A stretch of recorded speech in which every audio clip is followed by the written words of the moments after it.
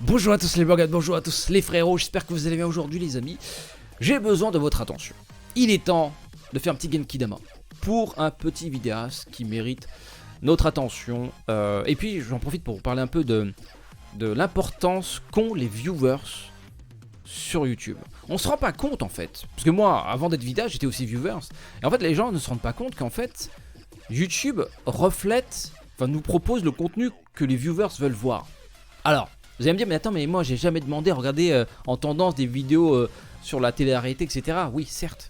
C'est pour ça que aujourd'hui j'ai envie de vous rappeler que les personnes qui sont responsables de ce qu'on voit sur YouTube, du contenu que tu considères entre guillemets putaclic ou autre chose, en fait nous sommes responsables les amis. Alors je dis pas moi ou toi personnellement, mais c'est juste globalement la plupart des viewers veulent ce genre de contenu. Mais il y a aussi des viewers comme toi et moi, qui veulent voir aussi des petits mecs sympathiques, des gens passionnés et du coup passionnants, et qui font leur petite vie dans leur coin, qui font rien d'illégal, et t'as envie de les voir monter.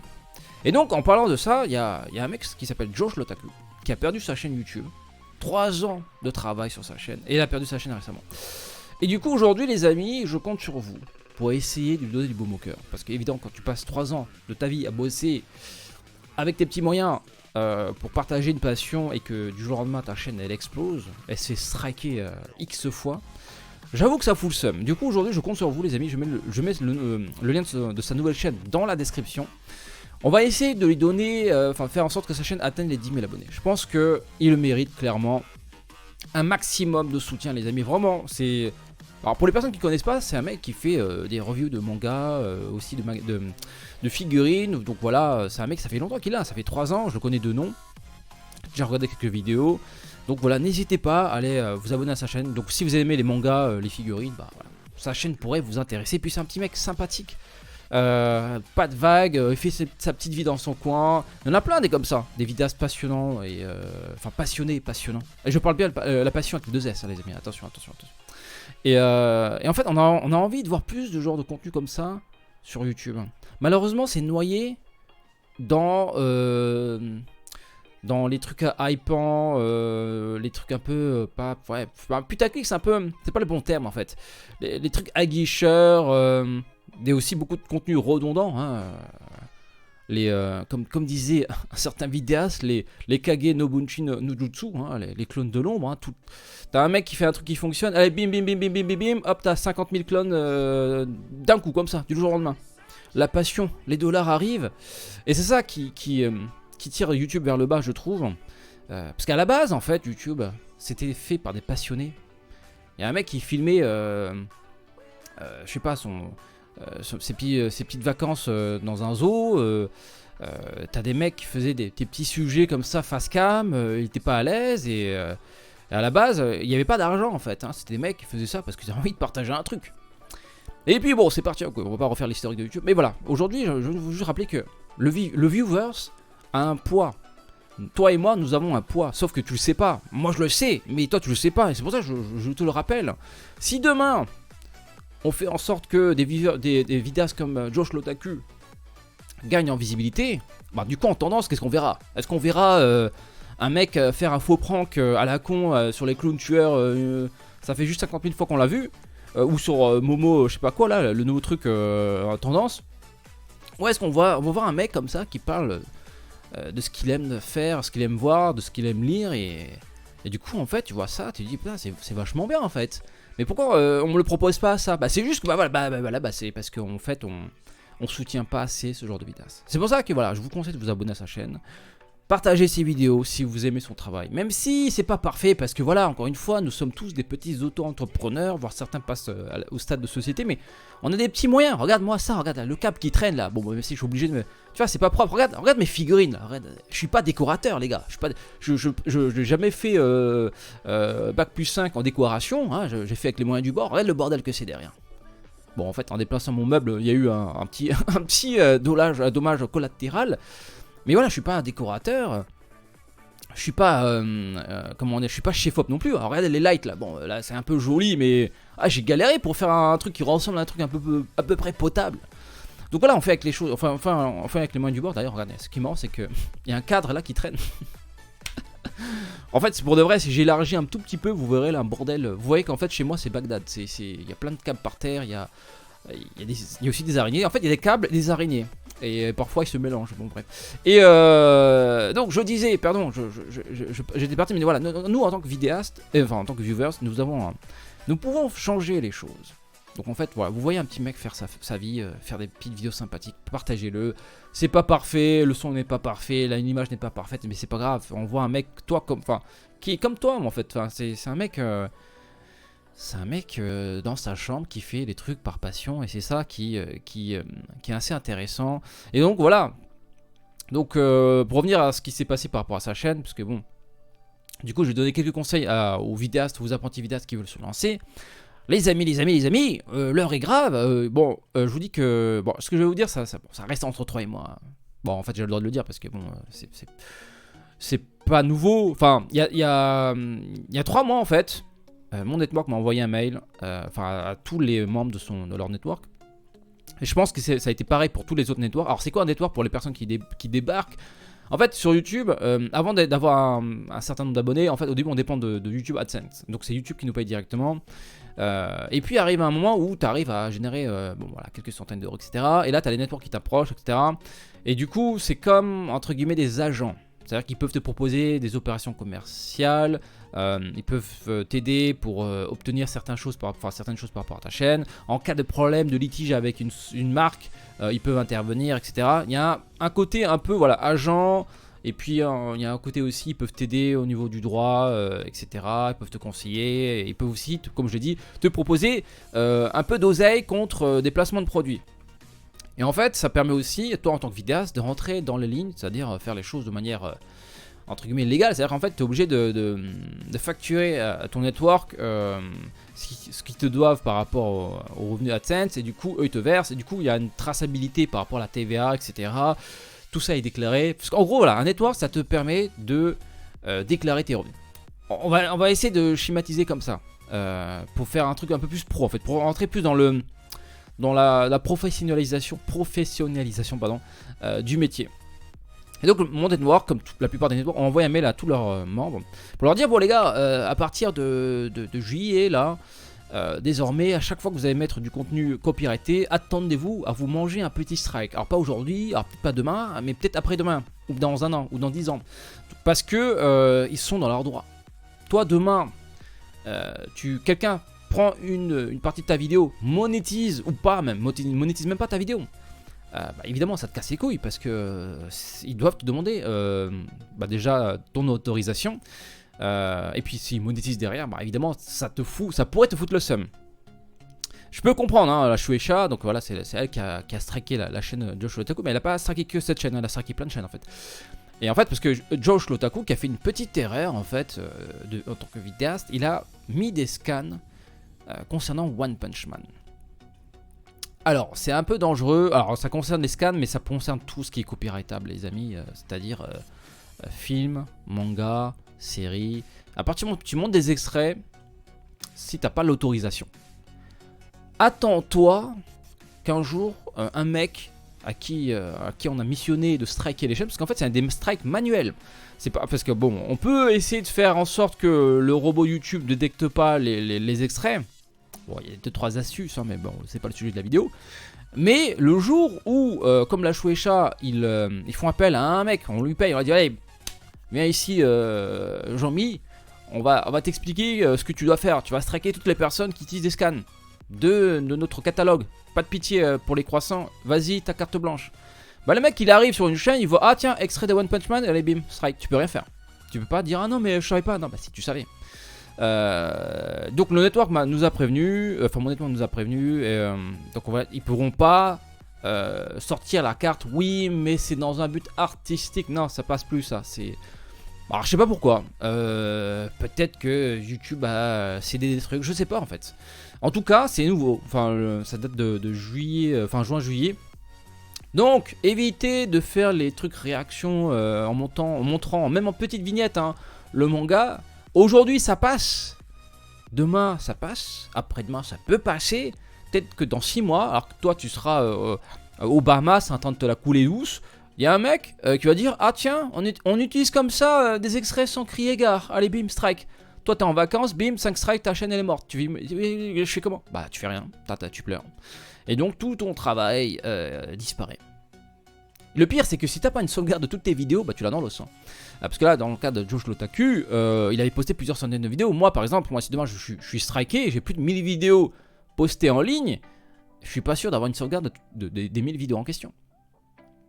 Donc, il faut faire attention, les amis, vidéastes apprentis ou confirmés, parce que bon, il y a des gens qui sont là depuis un certain temps qui continuent à jouer avec le feu. Je sais pas pourquoi ils font ça en fait. Est-ce que la YouTube monnaie est intéressante quand tu fais des vidéos réactions? Je sais pas, moi enfin j'en faisais, oui, mais je montrais des images, des screenshots. Et même les screenshots, on peut se faire strike. Alors, il y a plusieurs niveaux de strike. Il y a le strike, on fait supprimer ta vidéo. Non, on fait bloquer ta vidéo. J'ai une vidéo review de Dragon Ball Super qui a été bloquée dans tous les pays. Voilà, ils font pas les choses à moitié, donc c'est pas à Toei.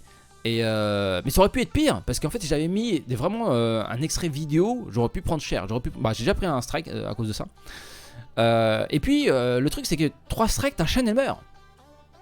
Déjà un strike tu perds des fonctions, 2 strikes tu perds encore d'autres fonctions. Je crois que tu peux même plus poster de vidéo. Et 3 strikes c'est la PLS. Il y a des chaînes qui ont pris 5 strikes d'un coup, du jour au lendemain. Et là on parle de Josh Lotaku, mais il y a aussi Geekdom 101 je crois qui a pris aussi 5 strikes du jour au lendemain, il n'a pas compris. Le pire c'est que l'autre chaîne, donc la chaîne américaine, ils avaient bossé pour une filiale de la Shueisha. Du coup en fait il y a eu un deal commercial pour montrer des images en fait. Moi aussi j'ai un deal commercial avec un manga.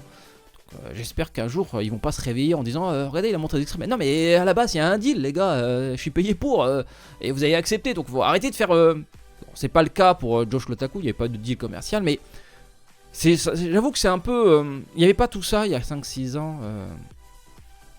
On s'est dit ouais, en fait l'idée c'était juste d'esquiver le robot, tu vois, faire en sorte que le robot te détecte pas, détecte pas ce que tu as mis dans ta vidéo. Mais maintenant en fait plus ça va, plus YouTube aussi se professionnalise, dans le sens où il y a des règles et ils vont les faire appliquer parce que il y a des lois. Bah, voilà, tout simplement. Voilà, il y a des lois et YouTube n'est pas au-dessus des lois. Et quand il y a des infractions par rapport au copyright, ils peuvent rien faire. Bah, c'est comme ça.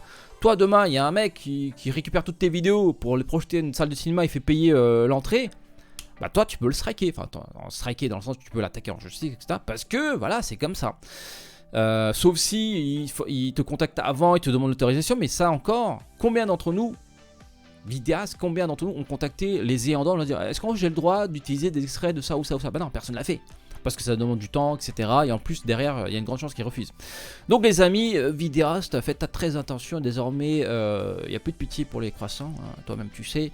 Et du coup voilà, faut soutenir les vidéastes qui ont fait les petites erreurs comme ça. Bon, ça reste souvent des erreurs qui coûtent cher. Mais pour revenir à ce que je voulais dire aussi, pour rebondir sur le sujet de Josh Lotaku, donc voilà, aujourd'hui j'ai envie de vous parler de ça en fait.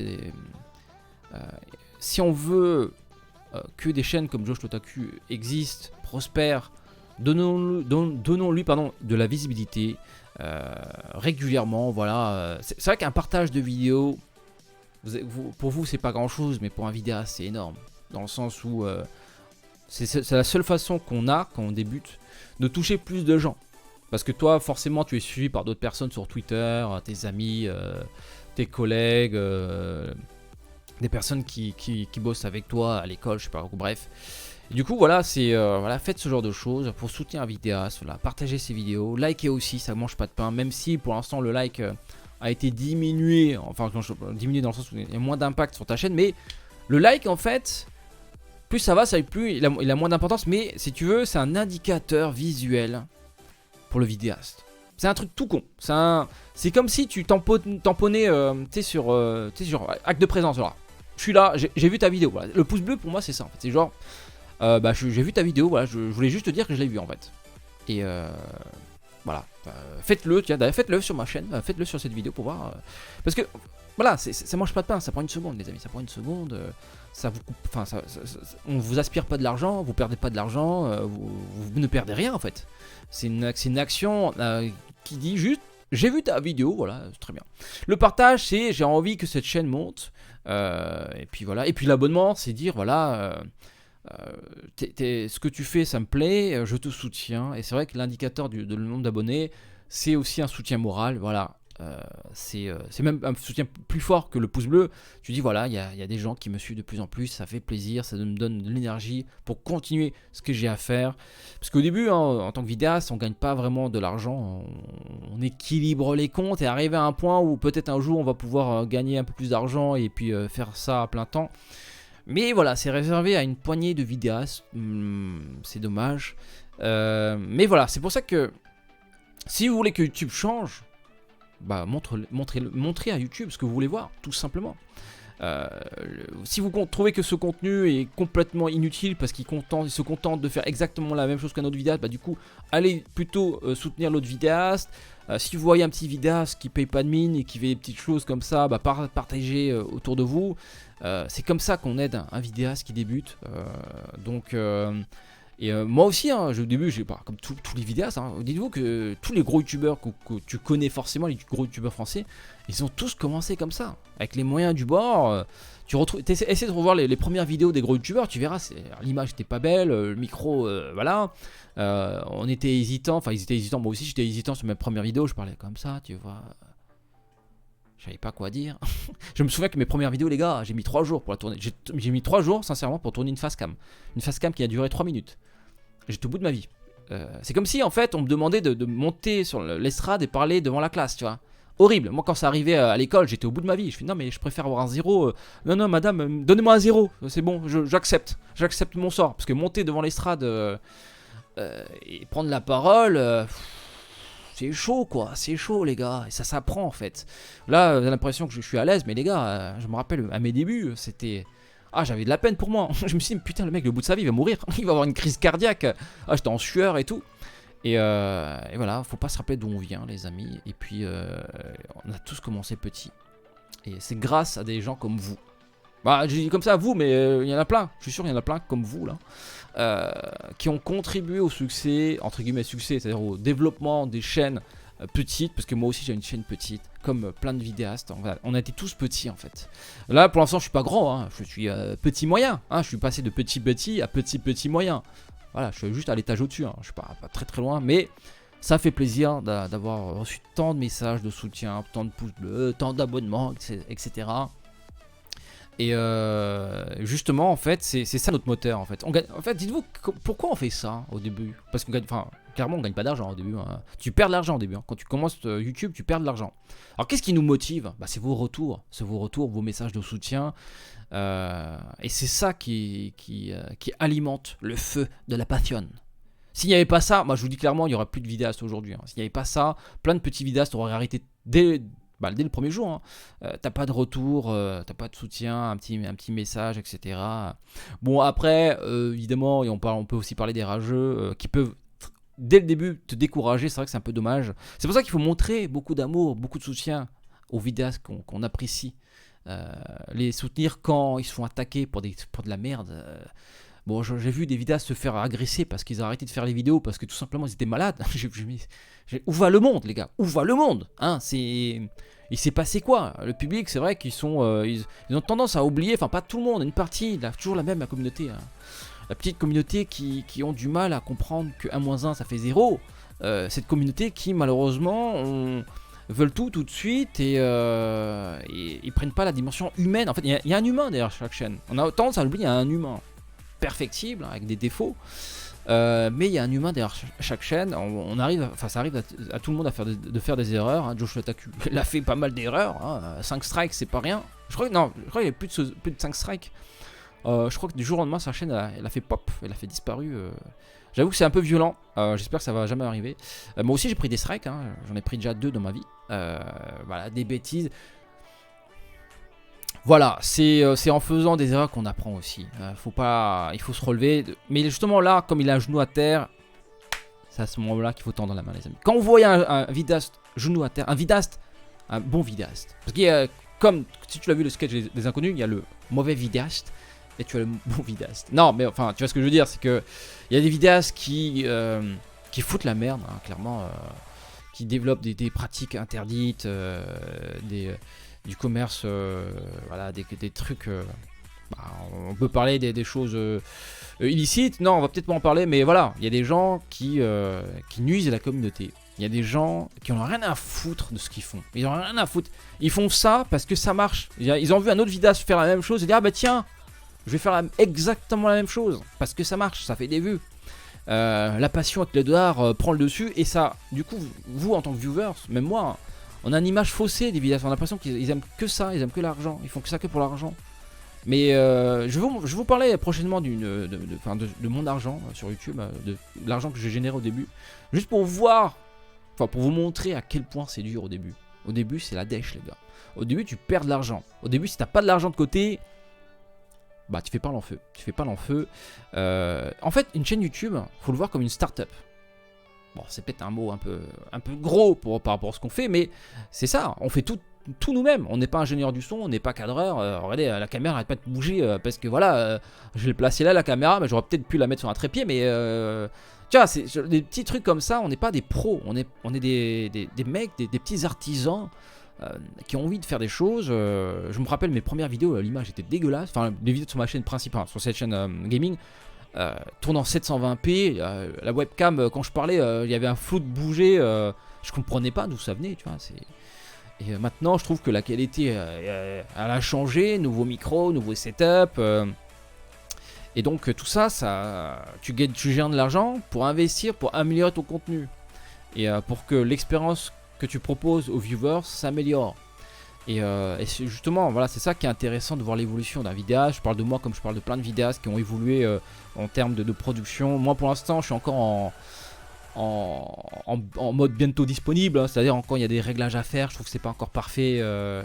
Voilà, niveau décor, bon, voilà, c'est un peu pareil. L'image de la webcam, à un moment, ça suffit. Mais bon, c'est un peu compliqué quand même d'utiliser un flux en vidéo en direct, directement d'une caméra. Mais bon, c'est mes problèmes. C'est à moi de voir comment gérer ça. Mais voilà, tout ça pour vous dire, nous avons un pouvoir, nous viewers, nous avons un pouvoir. Vous vous rendez pas compte du pouvoir qu'on a en tant que viewer. Donc voilà, allez partager la chaîne de Josh L'Otaku. Abonnez-vous à sa chaîne.